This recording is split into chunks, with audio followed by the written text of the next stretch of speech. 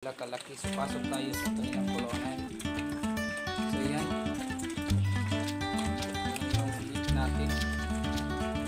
Ito malalaki na sila.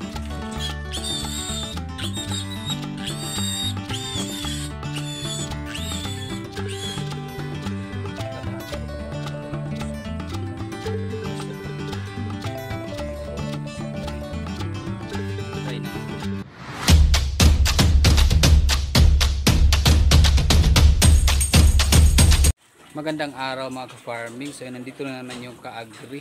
So nandito tayo ngayon sa ating babuyan. So nagbigay tayo ng pagkain sa kanila mga ka-farming.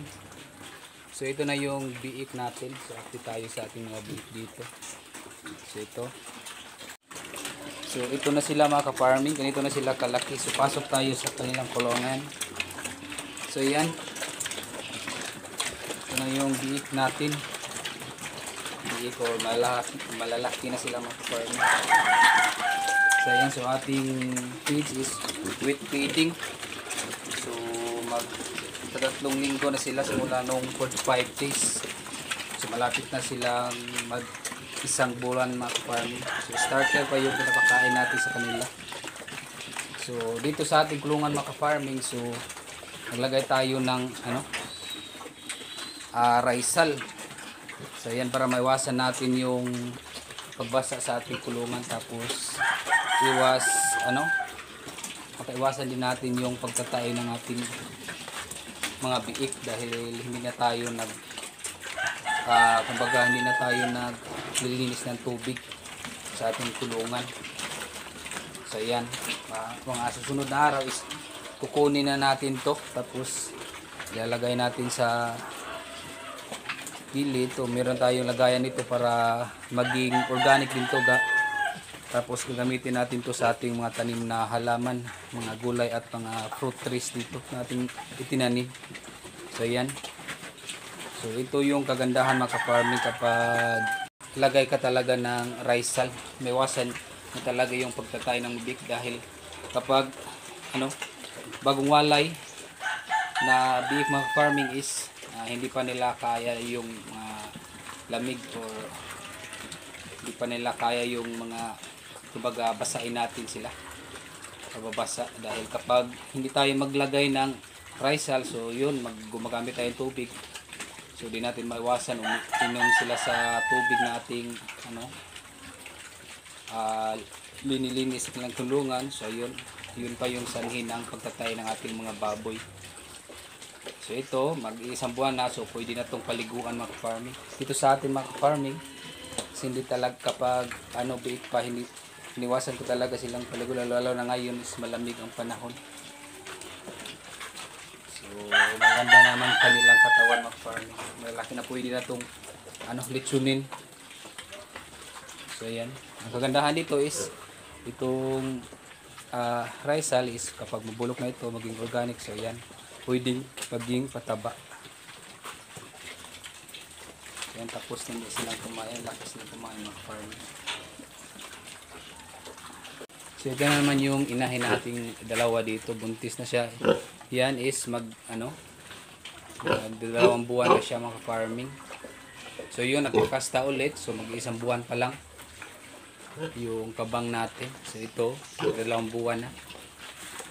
So pupunta na naman tayo sa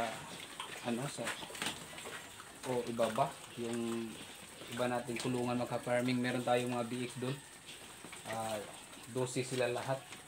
So hindi natin na-update sa inyo. So pakita ko sa inyo, at mag-inject din tayo ngayon ng iron mga farming. So ika 14 days na nila ngayon. Dalawang beses talaga ako inject ng iron sa aking mga biik. So yung iron mga farming para maiwasan ang pagkabansot ng ating biik at maiwasan din ang sakit na anemia mga ka-farming. So tara na. So ayun mga ka-farming, nandito agad tayo. So ito na yung mga patining natin. So yan, at magbibigay din tayo ng pagkain sa kanila.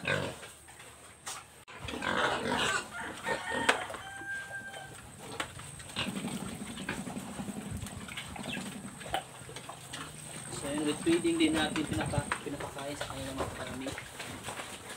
So Dalawang buwan na siya mag-farming. So, kita ko sa inyo. So, magbigay muna tayo ng pagkain. At yung mga alaga.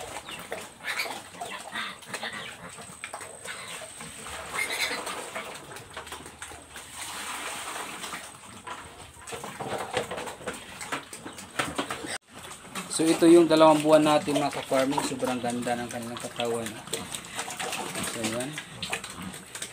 Ang lakas nilang kumain mga ka-farming. At bago lang tayo din naglinis dito. So yan, pinalitan natin yung tubig nila mga ka-farming sa kanilang pool. So ang kagandahan sa meron swimming pool mga ka-farming, paliguan, yung ating baboy is hindi kumbaga di magkadumi or sa Bisaya pa is magkahugaw.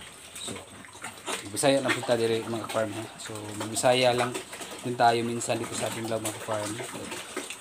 Dahil hindi tayo masyadong marunong magtagalog. So yan. So yan. Yun ang kagandahan ng mayroong swimming pool talaga. Tapos yung kumbaga sa imong hago or sa isang araw, isang bisis ka lang maglinis. Tapos doon lang banda yung lilinisin mo yung may swimming pool. So, pagpasensyahan nyo na yung Tagalog natin mga farm. At ito din yung inahin natin, yung mga biik doon. So ito yung ina. Nakastahan na din siya mga ka-farming, mag-iisang buwan. At ito naman si Bilin mga ka-farming. So sa aking kapatid to, nabili natin ng 9,000 inahin. Tapos nung una is sobrang payat nito mga ka-farming. Tumamba din siya sa atin at buntis na siya mga ka-farming, magtatatlong buwan na. So ayan. Tapos nung una is sobra talagang payat nito. Halos matumba na siya sa hangin sa sobrang payat. So ngayon, tingnan nyo yung katawan, tumaba na siya. At ito yung mga biik natin na injika ng iron. So ito yung ina niya. So ano ba yung mga ka-farming, napataka niya dito jaw-jaw nasipsadyo ko dito sa Tagalog. So sige lang mga ka-farming, intindihin nyo na lang yung Tagalog natin. So ito yung mga beak natin, 14 days. So kung napansin yung mga ka-farming, sobrang dumi. Dahil hindi talaga ako kumbaga hindi ako naglilinis ng tubig sa aking kulungan mga ka-farming, dahil iniwasan ko yung biik na mabasa, lalo na ngayon malamig ang panahon. Tapos tips ko talaga sa inyo mga ka-farming, iwasan niyo talaga palaging basa ang kanilang kulungan, dahil ang mga biik is masilan talaga, makainom ng lininis natin tubig or hoga, dumi na nahaluan ng tubig natin linis. So ayun, magtayo kaagad ng ating mga biik. So maganda naman kanilang katawan mga ka-farming, at mag-inject tayo ngayon ng iron. So ganito ka laki na ang ating inahin. So pang 8 anak na to. Tapos if 2 to siya mga ka-farming, bali second gen, dahil ang ina niya is F1. Tapos kumuha lang tayo ng lahi. So maganda pa naman yung resulta, kahit kawalo na lang anak mag-farming, malusog pa naman yung mga biik. So ganito talaga kapag may lahi ang inyong inahin, maganda pa din yung resulta, or maganda pa yung mga biik nila mag-farming.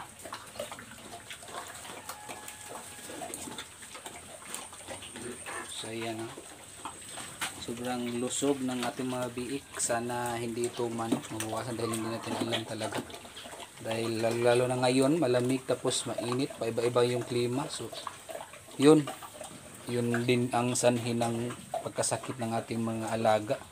Magkasakit manggalita na mga tao samot na gitalay ng mga baboy. So saya na sabta din mga farming. So ayan, dapat talaga ingatan natin yung kaunti nating negosyo. Tapos meron din tayong ginawa ditong DIY bamboo feeder. So ayan, sobrang dumi na mga ka-farming, hindi pa tayo nabigay ng pagkain. So itapon natin yung dating kuan. So ito yung lagay natin ng feeds, tapos dito hindi natin tinanggal dahil ito yung sa tubig mga ka-farming. So ayan, maitim dahil meron tayong ginamit na vitamins dito sa ating mga biik, yung McVet. So yan yung vitamins natin. So mag-inject na tayo mga ka-farming sa ating mga biik. Ito pala yung gamit natin mga ka-farming na iron. So yan, sa ating mga biik. So 1 ml lang per pig mga ka-farming. Tapos yung siren is 3 ml.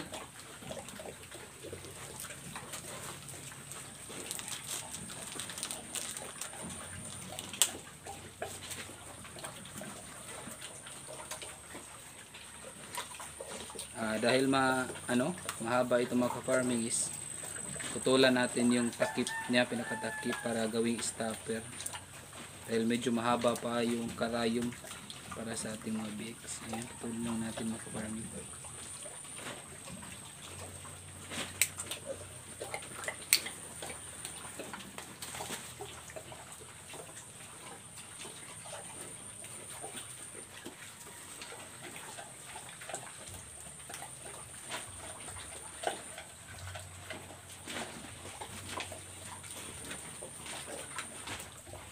Para di kayo mahirapan mga ka-farming, 1 ml lang ang yung ilagay mga ka-farming kapag kayo walang humawak sa inyong mga biik. Kapag experto na kayo, yan pwede punuin nyo itong 3 ml kapag alam nyo na talaga yung pag-inject. Pasensyahan nyo yung ating Tagalog mga ka-farming dahil nabubulol talaga tayo. Dahil tayo ay isang Bisadya. Bisadya man tayo sa ating balag mga ka-farming, kaso walang nanonood. So balik mo lang tayo Tagalog mga ka-farming. So ayan, dito lang sa gilid mga ka-farming, sa kanyang liig. So ayan, ganito lang kadali mag-inject mga ka-farming. So ayan, tapos na.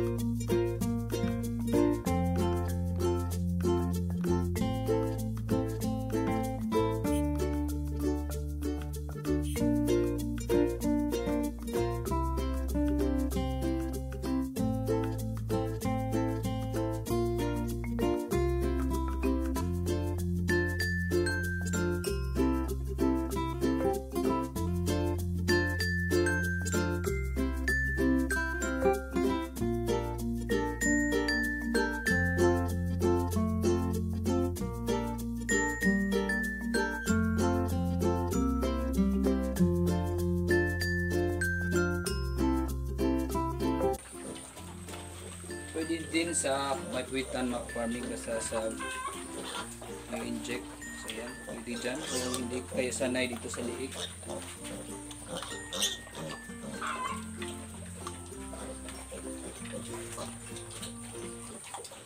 So yan mga ka-farming, tapos na tayo mag-inject. So naglagay na din tayo ng pagkain. So booster pa yung pinapakain natin sa kanila dahil 14 days pa sila mag-farming. So sa wakas tapos na din mga ka-farming. So wag niyo muna i-skip mga ka-farming dahil meron tayong ipapakita sa inyo yung in-order natin na mower. So ayun, ipapakita ko sa inyo kung gaano kaganda yung hand mower lang mga ka-farming. So nabili natin sa Shopee. So ayun, ipapakita ko na sa inyo. So ito na mga ka-farming. So ipapakita ko na sa inyo yung hand mower natin. So nabili natin to ng 1.5 mahigit. So in-order natin sa Shopee. So ipapakita ko sa inyo. So ito na siya mga ka-farming, maliit lang. So pwede na to pang palinis na sa ating bakuran, yung mga damo. So ayan, magandahan dito mga farming is pwede itong hahaba siya mga farming. So ayan tapos meron siyang blade, dalawang ganito nga blade. Tapos ito pang puno to ng kahoy mga farming, pagputol lang puno ng kahoy. So ayan, at ito yung battery niya mga farming. So kagandahan ito is baterya lang. So isaksak lang nato sa kuryente. So yan, isaksak mo sa kuryente. So, ganito lang mga farming, dito sa may handle niya yung, so ganito lang paglagay.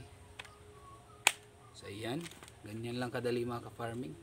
So meron ka ng hand mower na maliit, so malakas din siyang pumutol ng mga damo.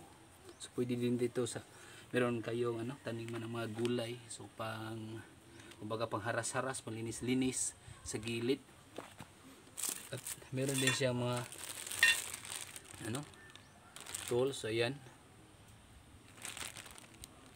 so try natin. So nagamit natin to kahapon. So ganito lang mga farming, lakas ng kanyang yan. So makita ko sa inyo mga farming kung gaano siya kaganda sa kumbaga panglinis, pangharas. So ito, so nandito tayo ngayon sa ating gilid ng ating sili or espada sa amin sa Bisaya. So yan, matagal na to ang ating ano ba yan ang Tagalog mo? So, matagal na to yung ano ba yan, nabubulal na tayo mga ka-farmer. So matagal na to ang ating sili, matagal na to. Basta intindihin nyo na lang Tagalog natin. So yan, matagal na to mga ka-farmer. Sobrang daming hinog ang ating sili. So makita ko sa inyo. So ito siya mga ka-farming, marami pang bunga. Tapos yung maliliit mga ka-farming is hindi na natin hinarvest. So nahinog na siya sa puno. So ayan mga ka-farming, harvest tayo bukas nito. So nasa mga 6 na buwan na ito mga ka-farming. Ang kagandahan nito sa sili mga ka-farming, matagal siyang masira. Ito kagandahan nito. Mag-abuno ka lang ng synthetic kahit maliit. So maliit lang yung iabuno. So ayan, bubunga at bubunga talaga siya. So ang daming hinog mga farming ating sili. So ayan, madami pa ring bunga. Kung napapansin nyo, ang daming bunga ng ating sili. So kung gusto kayong matutong mag-pruning o magtanim, so meron na tayong in-upload na mga idea sa pag-alaga nito. Paano natin ito inalagaan ng ating sili na ganito pa rin kahit sa bunga, kahit matanda na. So ayan, dala-dala natin yung cutter natin. So pagkita sa inyo mga farming kung gaano kaganda. So itong cutter mga farming, hindi ko to introduce na sa ibenta. So pakita ko lang sa inyo yung nabili natin. So kung gusto kayong bumili ng ito, marami sa Shopee or sa Facebook, maraming nagpo-post nito. So pwede kayong mag-order. So pakita ko sa inyo kung gaano kaganda mga farming. So yun mga ka-farming, na-set up na natin yung cellphone dahil tayo lang mag-isa. So in-stand lang natin dahil meron yung stick natin, meron namang stand. So ito try na natin, ipakita ko sa inyo mga ka-farming kung gaano ito kaganda. Kagandahan kapag meron kang ganito, so hindi na hassle. So yung ginagawa mo is madali na lang. So try natin, ipakita ko sa inyo kung gaano talaga ito kaganda. Ayan.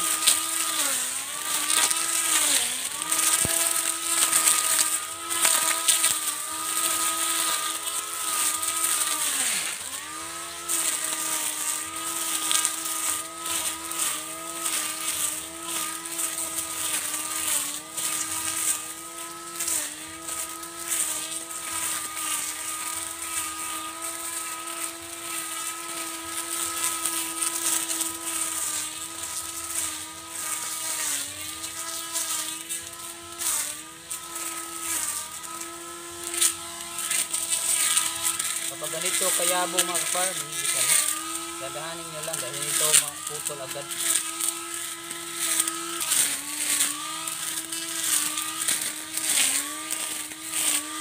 Pag ganito kayabong,